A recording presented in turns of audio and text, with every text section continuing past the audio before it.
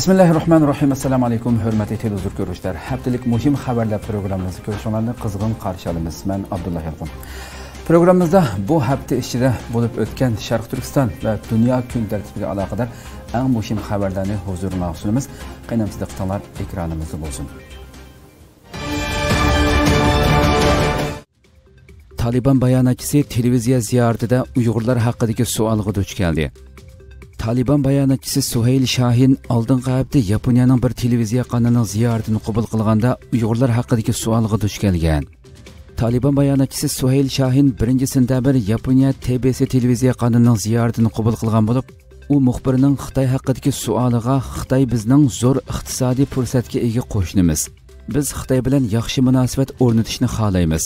Bu yaxshi munosabat Xitoygami bizgami foydali.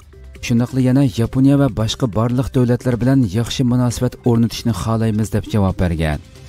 Muxbir savollarning qatorida Uyg'ur masalasini tilga olib, Uyg'urlarning bostirishga uchrayotganligini, Talibanning Uyg'urlar bilan diniy qarindosh bo'lish sifati bilan bu masalaga qanday qaraydiganligini so'ragan.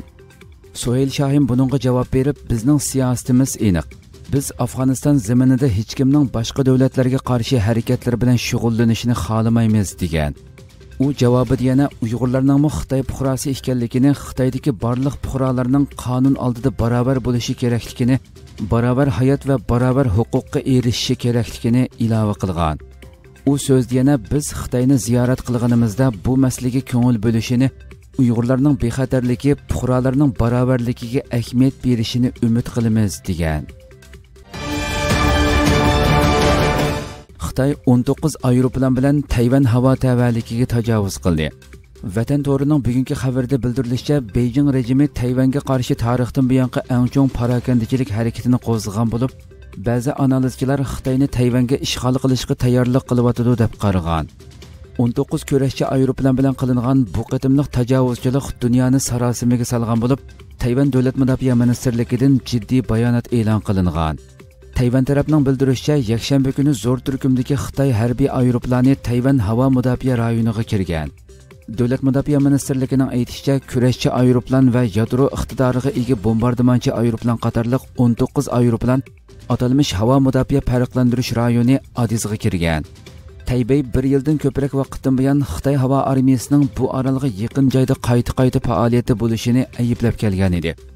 Tayvan davlat mudofaa ministrligining aytishicha, Xitoy havo armiyasining yakshanba kundagi aeroplanlari yadro qurollarini elib yuradigan 4H-6 bombardimonchi aeroplan, shuningdek suvosti paraxodiga qarshi aeroplanni o'z ichiga oladi ekan. Ministrlik yana boshqariladigan bomba sistemasining o'rinlashtirilganligini va urush aeroplanlarining Xitoy aeroplanlarini ogohlantirish uchun avatilganligini qo'shib qo'ydi. Xitoy taraf bo'lsa texi rasmiy bayonot e'lon qilmadi. Xitoy bu yil 6-oydami 18 aeroplan bilan Tayvan territoriyasiga kirgan va bu Tayvan xabar qilgan eng chong parakandichilik deb qaralgan edi. Oldingi hafta Tayvan davlat mudofaa ministrligi Xitoy qurolli kuchlarining Tayvanning mudofaasini faoliyat chalg'i tushirib qo'yishining mumkinligini va Xitoy tahdidining kun sari kuchayotganligini ogohlantirgan edi. Braziliya 10 million Xitoy vaksinasini to'xtatib qo'ydi. Amerika ovozining 5-sentabrdagi xabarida bildirilishicha, Braziliya ruxsatsiz zavodlarda ishlab chiqarilganligi sababli Xitoy Keishin biotexnik cheklik shirkati tadqiq qilib chiqqan 12 milliondan ortiq Sinovac vaksinasini to'xtatganligini e'lon qilgan. Xabarda qayd qilinishicha, Braziliya federativ sahiyani nazorat qilib boshqarish organi 5-sentabr bu vaqtda bayonot e'lon qilgan bo'lib, bayonotda aytilishicha, San Paulodagi Butantan instituti ruxsatsiz zavodlar ishlab chiqargan 25 turkum Sinovac vaksinasining umumiy miqdorining 12 million 100 ming ekanligini, bularning hammasining Braziliyaga avatilganligini e'lon qilgan. Butantan instituti yana tasdiqsiz zavodlarda 17 turkum ishlab chiqarilgan 9 million vaksinaning Braziliyaga qarab yo'lga chiqqanligini aytgan bo'lib, tilga ilingan zavodlarning ishlab chiqarishi tekshirishdan o'tkazilmagan ekan. Butantan instituti bo'lsa Keishin shirkati bilan hamkorlashib Braziliyada Sinovac vaksinasini o'rab qochilgan biomeditsina markazi ekan. Braziliya Federatsiya sahiyani nazorat qilib boshqarish organining bayonotida aytilishicha, bu cheklash oldini olish tadbirlari bo'lib, ommani yuz berish ehtimolligi bo'lgan xatardan saqlaydi ekan. 90 kunlik cheklash jarayonida ular mazkur zavodlarni tekshirib, ishlab chiqarish jarayonining bexatarligi to'g'risida texmo ko'p ma'lumotga erishdi ekan. Braziliya bu yilning 5-ida vaksina emlashga boshlagan bo'lib, ishlatilgan vaksinaning mutlaq ko'p qismi Sinovac vaksinasi ekan. Amerikalik Uyg'ur inson haqlari faoliyatchisi Qozog'istondan cheklandi. Yillardan beri Xitoyning Sharq Turkistondagi irqiy qirg'inchilik jinoyatini fosh qilib va dalil isbot to'plab kelayotgan Amerikalik inson haqlari faoliyatchisi Jinbunin apandining Qozog'istonga kirishi cheklangan. Jinbunin apandining Fransiya agentligiga bildirishicha, u 5-sentabr Qozog'istonning Olmuta shahriga borganda chegara xodimlari tomonidan to'sib qilingan. U shu chog'da o'zining 5 yilgacha Qozog'istonga kirishining cheklanganligidan xabar topgan. Gerçi chegara xodimlari uning nima uchun chegaradan kirgizilmaydiganligini aytmagan bo'lsa-mu, ammo bunun apandi Sharq Turkiston masalasiga aloqador xizmatlari sababli bu qattiq cheklamaga uchirganligini aytgan. Buning bilan Qozog'iston O'zbekistondan keyin bunun apandining chegaradan kirishini cheklagan ikkinchi O'rta Osiyo davlati bo'lib qolgan. Bunun apandi bundan burun Qozog'istonda 2 yil turgan bo'lib, 2020-yili ayrilgan. U Qozog'iston doiralarining izchil holda Sharq Turkistonga munosabatli faoliyatlarini cheklab, aloqador shaxslarga parokandichilik selib yoki tutqun qilib kelganligini bildirgan. Fransiya xabar agentligi Qozog'iston tashqi ishlar ministrligidan bu haqda ahvol egilamoqchi bo'lgan bo'lsa-mu, ministrlik bu voqeadan xabar yo'qligini bildirgan. Jinbunin apandi 10 yilga yaqin Uyg'ur til tadqiqoti bilan shug'ullangan bo'lib, 2018-yili Sharq Turkistondan ayrilishga majbur bo'lgan. U yaqinqi bir necha yil ichida Xitoyning Sharq Turkistondagi irqiy qirg'inchilik jinoyati haqida, jumladan majburiy emgakka selish, jazo lageriga qamash jinoyatlari haqida dalil isbot to'plab kelgan. U yana Shohid biz to'rini qurishga qatnashgan bo'lib, hozirgacha mazkur to'r bekatda Sharq Turkistonda tutqun qilingan, jazo lageriga qamalgan yoki izdiriki bo'lmagan 25 mingga yaqin kishining arxivi to'plangan. Qozog'iston hukumati Xitoy bilan bo'lgan yaqin munosabati tufayli Xitoy rejimining Sharq Turkistondagi irqiy qirg'inchilik jinoyatiga sukut qilib kelmoqda. Shuning bilan birga Qozog'istonga qochib chiqqan Sharq Turkistonlik Uyg'ur, qozoq qatorliq ziyonkashlikka uchrag'uvchi shohidlar Qozog'istonda panohlikka erishalmaganligi, aksicha tahdid va parokandichilikka duch kelganligi sababli Yevropa davlatlaridan panohlik tilashga majbur bo'lmoqda.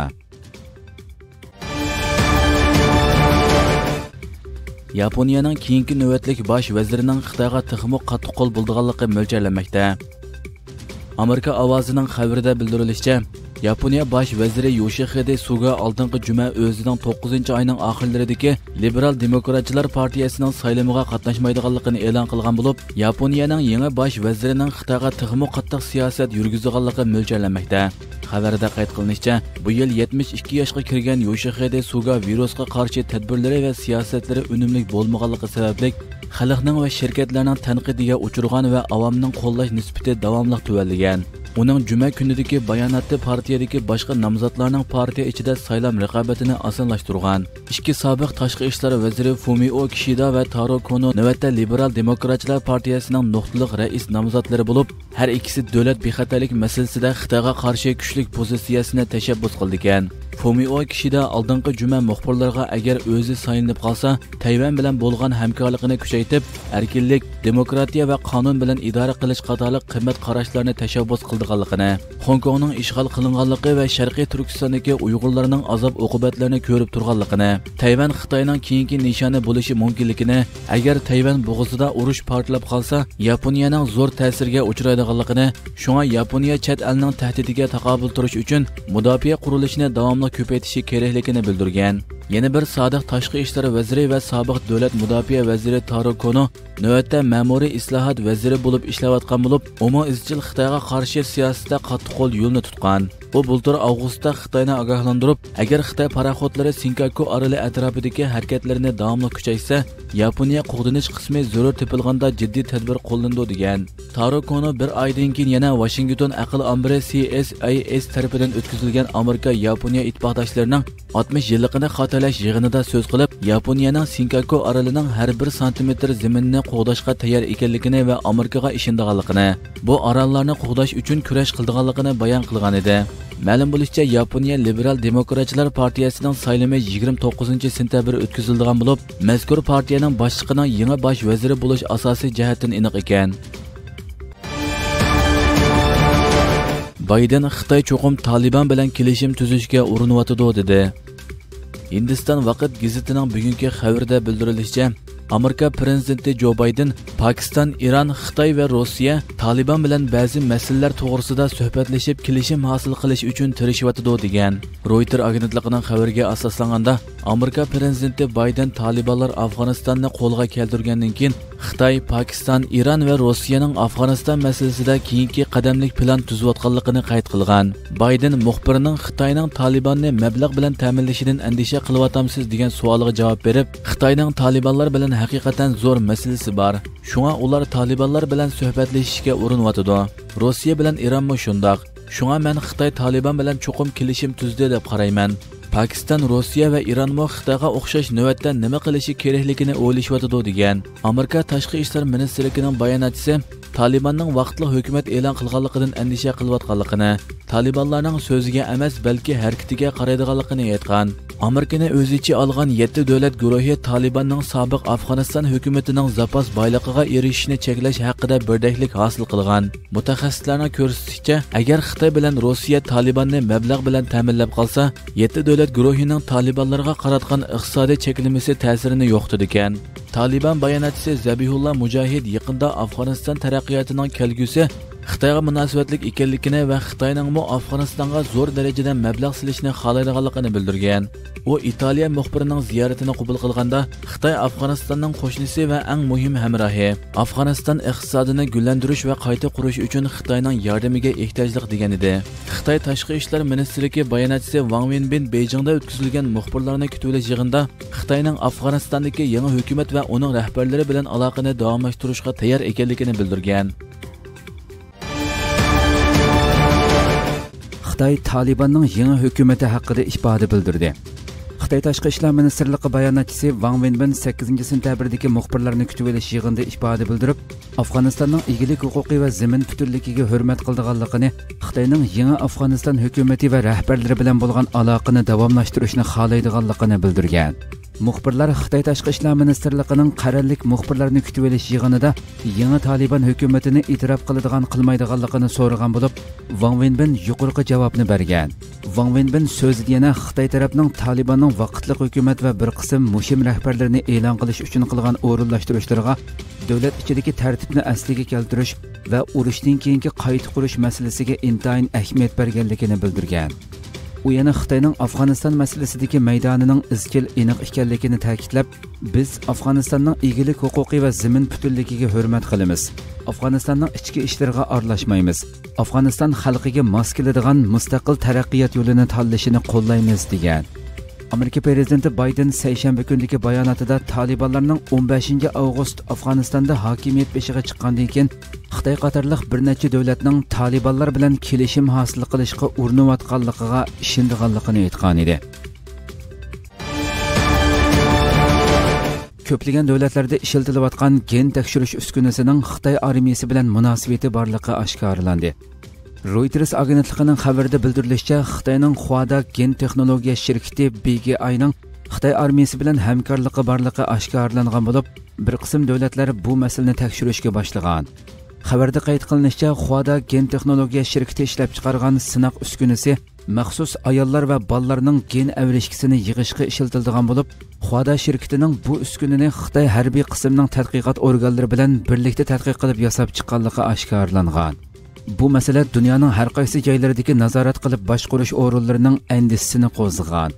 Ular bir davlatdagi gen uchurlarining yana bir davlatga yo'tkalgandagi bexatarligining kapolatga ega bo'lmaydiganligini bildirishgan. Navbatda Germaniya, Kanada, Avstraliya, Sloveniya va Estoniya qatorliq 5 davlat mazkur sinoq uskunasini tekshirishga boshlagan. Kanada nazorat qilib boshqarish organi ayollarga boshqa ishonchli joylarda gen tekshirishni tavsiya qilgan. Huada shirkatining mazkur sinoq uskunasi kam deganda 52 davlatga setilgan bo'lib, 80 necha xil irsiy kasallikni tekshirishga qo'llanildi ekan. Navbatda 8,5 millionga yaqin ayol bu sinoq uskunasini ishlatgan. Ma'lum bo'lishicha, Amerika hukumatining maslahatchilari bu yil 3-oyda Huada shirkatining g'oyat zo'r gen ma'lumot omborini to'plaganligi va sun'iy idrok orqali sonliq ma'lumotlarni tahlil qilayotganligi, Xitoyning bu orqali kelgusida Amerikaga sal qarg'ili bo'lmaydigan ziyonlarni elib kelishi mumkinligi haqida ogohlantirish bergan edi. Uyg'ur sud kollegiyasining 2-qatimliq isbot anglash yig'ini boshlandi. Uyg'ur sud kollegiyasining 2-qatimliq isbot anglash yig'ini bugun atigan soat 9 da Angliyaning London shahrida boshlandi. Har qaysi davlatlardan sudga qatnashmoqchi bo'lgan guvohchilar 9-sentabr Londonga jam bo'lgan bo'lib, Xitoyning Sharq Turkistonda ijro qilayotgan irqiy qirg'inchilik jinoyati haqidagi bu qatimliq guvohlik berish va isbot anglash sotiga Sharq Turkistonlik Uyg'ur, Qozoq va boshqa millat shohidlaridan boshqa Uyg'ur masalasini tadqiq qilayotgan mutaxassislar va advokatlar qatnashdi. Yig'inda oldi bilan bosh sudchi Jeffrey Nice apandi echilish so'zi qilib, Uyg'ur sud kollegiyasining ahamiyati, inson haqlarini qo'g'dashning muhimligini tushuntirib o'tdi. U so'zda yana Uyg'ur xalqi uchragan irqiy qirg'inchilikning oldingi asrda yahudiylarga ijro qilingan irqiy yo'qotish qilmishiga o'xshaydiganligini, Uyg'ur sud kollegiyasini tashkillashning maqsadlaridan biri irqiy qirg'inchilikning oldini olish ekanligini bildirdi. Sudda tunji bo'lib Avstraliyada yashayotgan Uyg'ur ayol tor orqali qatnashib, jazo lageriga qamalib, orada bir qatim qo'yib berilib, qayta tutib ketilgan, jazo lagerida qiyin qistoqqa uchragan yo'ldoshi haqida guvohlik berdi va sud kollegiyasining yo'ldoshi haqida so'ragan savollarga javob berdi.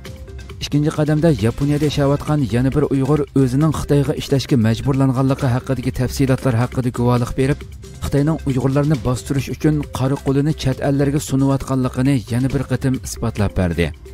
Ma'lum bo'lishicha, bu qatimqi isbot anglash yig'iniga Qozog'istondami bir qism shohidlar qatnashgan bo'lib, ular Xitoy va Qozog'iston hukumatining qo'sh besimiga duch kelgan bo'lsa-mu, Sharq Turkistondagi zulmlarni xalqaroga oshkorlashga bel bog'lagan. Uyg'ur sud kollegiyasining 2-qatimliq isbot anglash yig'ini bugundan tortib 13-sentabrgacha 4 kun davomlashadi. Xitoy Uyg'ur sotiga qarshi axborot e'lon qilish yig'ini o'tkazdi. Uyg'ur sud kollegiyasining 2-qatimliq isbot anglash yig'ini bugun Londonda rasmiy boshlangan bo'lib, Xitoy doiralari buningga qarshi maxsus axborot e'lon qilish yig'ini o'tkazdi.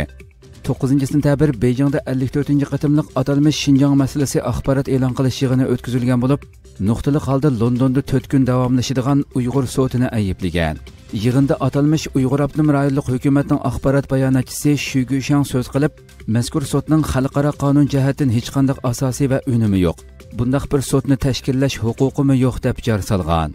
U so'zda yana Uyg'ur sotiga qarachaplab, mazkur sot Xitoyga qarshi mutaxassis va advokatlarni, artistlarni yig'ib akilib Xitoyga qora surkashni maqsad qilgan.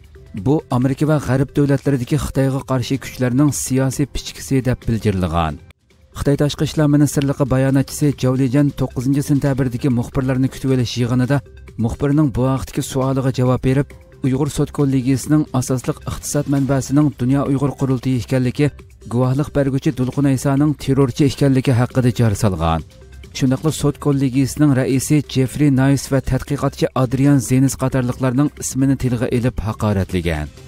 Bu Xitoy rejimining Uyg'ur sotiga tunji qatim hujum qilishi emas bo'lib, bu yil iyun oyida o'tkazilgan Uyg'ur sud kollegiyasining tunji qatimliq isbot anglash yig'ini o'tkazilishdan burunmi Xitoy maxsus axborot yig'ini chaqirib, o'xshash tariqada hujum qilgan va jinoyatlarni inkor qilgan edi. Bolalar lageridagi ko'rinishlar Sharq Turkiston vaziyatini yo'ritib bermoqda. Yaqinqi kunlarda ijtimoiy uchur vositlarida tarqalgan bolalar lageridagi yuraklarni ezadigan ko'rinishlar Sharq Turkistondagi ichinishlik vaziyatni ma'lum darajada yo'ritib bermoqda. Mazkur sillarda Xitoy rejimi tarafidan jazo lagerlariga qamalgan millionlagan Sharq Turkiston xalqining egichoqsiz qolgan farzandlarining bolalar lageridagi ko'rinishi ko'rsatilgan. Xitoy bu lagerlarga so'ygu, farishta bog'chisi degandek chiroyli ismlarni qo'yib olgan bo'lsa-mu, amaliyotda bu chiroyli nomlar orqasiga 21-asrdagi madaniyatlik dunyoga yot bo'lgan qabohatlik vaziyat yoshirilmoqda. Mazkur ko'rinishlardagi bolalar lageriga qamalgan bolalar 5-6 yosh atrofida bo'lib, ota-ona mehrida xo'shal-xo'ram o'sib yetilish huquqidan mahrum qoldirilgan bolalarning yig'izlari yurakni azmoqda. Mazkur sinflarda yotoq va sinflarda bolalarning echinishlik yig'layotgan ko'rinishlaridan sirt, bolalarning butunlay Xitoycha o'qitilganligi, shundaqla majburiy holda Xitoy kimligi singdirilganligi ko'rsatilgan. Bulardan sirt bolalarning qiz-o'g'il demasdan bir tutash qisqa choch qo'yishimi alohida diqqat tortadi ekan. Bundan ilgari erishilgan ma'lumotlardami lagerdagi bolalarning ona tilida so'zlashining cheklanganligi, xiloflik qilguvchilarning jazolanganligi, Xitoy tili, Xitoy madaniyatini o'rganishga majburlanganligi, bolalar lagerining xitoylashtirish, qizillashtirish, ming yuyish xarakterlik shuar va tashviqotlar bilan to'lganligi ma'lum bo'lgan edi. ilgari BBC muxbiri John Sadvorusmo Turkiyada yashayotgan Uyg'urlarning Sharq Turkistonda qolgan va yo'qolib ketgan farzandlari haqida bergan guvohligini anglagandan keyin ahvol egilash uchun Sharq Turkistonga borgan. Bu jarayonda Xitoy tarafidan bolalar yaslisi deb atalgan joylarning atrofi butunlay soqchilarning qo'rshovida bo'lganlikdan yaqin berib suratga olish imkoniyati bo'lmagan. Ammo Iroqdan u yerlarning butunlay sim to'siqlar bilan qo'rshalganligini, atrofida nurg'unlagan kuzatish kamerasining o'rnatilganligini bayqagan. Yana kelib bu xildagi yaslilar jazo lagerlarining yeniga qurilgan. Ma'lum bo'lishicha, Xitoy doiralari atalmish bolalar yaslilarining qurilishi uchun 1 milliard 200 million dollar sarf qilgan bo'lib, yolg'iz Qag'iliq noyasidagi 4-numurliq yotoqliq maktabga 2020-yili 4-oyda 2000 dan ortiq o'smir elib kelingan. Sharq Turkistondagi jazo lagerlarining tez sur'atda ko'payishi bilan birga atalmish yaslilarning zo'r ko'lamda kengayishi kuzatuvchilarning andisini qo'zg'amoqda. Xitoy Amerikaning Sharq-Janubiy Osiyo strategiyasiga qarshi harakatga o'tdi. Amerika hukumatining Sharq-Janubiy Osiyo allari bilan munosabatini kuchaytirishiga ergashib, Xitoymi buningga mos holda diplomatik harakatini boshlagan bo'lib, Xitoy tashqi ishlar ministri Wang Yi Sharq-Janubiy Osiyo va Koreyaga ziyoratga borgan. BBC'ning bu vaqtdagi xabarda bildirilishicha, Bayden hukumatining yuqori darajalik amaldorlari yaqinda Osiyo Tinch okean rayonini ziyorat qilgandan keyin Xitoy tashqi ishlar ministri Wang Yi 10-sentabrdan boshlab Sharq-Janubiy Osiyo va Sharq-Shimoliy Osiyoni ziyorat qilish orqali rayondagi muhim davlatlarning qo'llashiga erishmoqchi bo'lgan. Bildirilishicha, Xitoy tashqi ishlar ministrligi 10-sentabrdan 15-sentabrgacha Wang Yining Vyetnam, Kambodja, Singapur va Koreya qatorliq davlatlarda rasmiy ziyorati bo'ladiganligini e'lon qilgan. 4 davlat ichida Vyetnam bilan Singapur avgust oyida ziyoratga kelgan Amerikaning muavin prezidenti Kamala Harrisni kutib olgan. Kambodja va Koreyami ayrim holda 6-oy va 7-oyda Amerikaning muavin tashqi ishlar ministri Wendy Shermanni kutib olgan. Xitoy tashqi ishlar ministrligining bayonotchisi Wang Wenbin Wang Yining ziyoratini tunishtirib, Xitoy mazkur 4 davlat bilan hamkorlashib, ko'p taraflamalikni va atalmish xalqaro adolatni o'rtaq qo'g'dash uchun harakat qiladiganligini bildirgan. Buningdan ilgari Amerika hukumati Afg'onistondan askar chekindirgandan keyin texmo ko'p energiyasi va kuchini Sharq-Janubiy Osiyoga qaratadiganligini, diqqatini Xitoyga qarshi raqobatga markazlashtiradiganligini o'ttirg'a qo'ygan edi. Tahlilchilarning bildirishicha, Wang Yining bu harakati Bayden hukumatining Osiyo Tinch okean rayonidagi ittifoqni qayta qurish tirishchanligini yo'q chiqarishni maqsad qilgan. Bu davlatlarga nisbatan aytganda ikki cho'ng kuch bilan bo'lgan munosabatni qandoq bir taraf qilish uzun muddat astoydillik bilan o'ylashga tegishli masalaga aylangan. Xitoy tadqiqotchilarining ilmiy maqolasi Uyg'urlar sababli o'chirildi. Yaqinda Xitoy tadqiqotchilarining Uyg'urlarning DNA avrishkisini ishlatish asosida e'lon qilgan ikki tadqiqot maqolasi dangliq ikki ilmiy jurnal tarafidan o'chirilgan. New York vaqt gazetining xabarida qayd qilinishicha, Xitoy tadqiqotchilarining ikki maqolasi 2019-yili Xalqaro qonuniy meditsina jurnali bilan Inson irsiyati jurnalida e'lon qilingan bo'lib, Inson irsiyati jurnali 30-avgust, Xalqaro qonuniy meditsina jurnali 7-sentabr Xitoy tadqiqotchilarining aloqador ilmiy maqolasini o'chirayotganligi haqida bayonot e'lon qilgan. Bu ikki tadqiqot maqolasining avtorlari ko'p bo'lib, Xitoy jamoat xavfsizligi ministrligining bosh qonun doktori Li Saixia qatorliqlarni o'z ichiga oldi ekan. Amerika 2020-yili 5-oyda Sharq Turkistondagi inson huquqlari dafsandichiligiga chetishlik degan sabab bilan Xitoy jamoat xavfsizligi ministrligining qonun doktorlik tadqiqot markazini jazolash tizimligiga kirgizgan va bu o'ringa Amerikaning texnikasini setib berishni cheklagan. New York vaqt gazeti 2019-yili mazkur ikki ilmiy maqola haqida xabar e'lon qilgan bo'lib, Xitoy tadqiqotchilarining necha yuzlagan Uyg'urning DNA avrishkisini analiz qilganligi va DNA avrishkisi orqali bir odamning chiroyi, bo'y egizligi qatorliq alohidliklarni o'z ichiga olgan jismoniy alohidliklarni qayta hosil qilishga uringanligi ko'rsatib berilgan edi. Tadqiqot e'lon qilingandan keyin ilmiy jamiyat Uyg'urlarning tadqiqot uchun qon avrishkisini o'z ixtiyorligi bilan ta'minlamaganligi, bo'libmi Xitoy soqchilarining avrishga elish xizmatiga qatnashmaganligi gumon qo'zg'agan. Ma'lum bo'lishicha, Belgiya Leuven Katolik universitetining professori Yves Morau ilgari Xitoyning genga munosabatlik 529 tadqiqot maqolasini tahlil qilish orqali 2011-yildan 2018-yilgacha bo'lgan oraliqda e'lon qilingan tadqiqot maqola avtorlarining yarmining Xitoy jamoat xavfsizligi, harbiy yoki adliya organlaridagi amaldorlar ekanligini bayqagan. Jurnal tahriratining bayonotida mazkur ilmiy maqolalarning avtorlari ta'minlagan tadqiqot doirasiga aloqador uchurlarning yetarli emasligi, tahrirlik nizomlari va xalqaro axloqiy prinsiplarga mos keladigan kelmaydiganligini bekitishning qiyinga to'xtaydiganligi qayd qilingan. Qadrli ko'ruvchilarimiz, shuna qilib bu haftalik muhim xabarlar programmamiz mush yerda oxirlashdi. Hafta oxiridagi dam olishinglarning ko'ngilli bo'lishiga tilakdoshlik bildirish bilan atiki kundalik xabarlarimizni ko'rishgacha omon bo'linglar. Shunaqla ekran orqasidagi barliq xizmatdoshlarimga ko'pdan ko'p rahmat aytaman. Assalomu alaykum va rahmatulloh.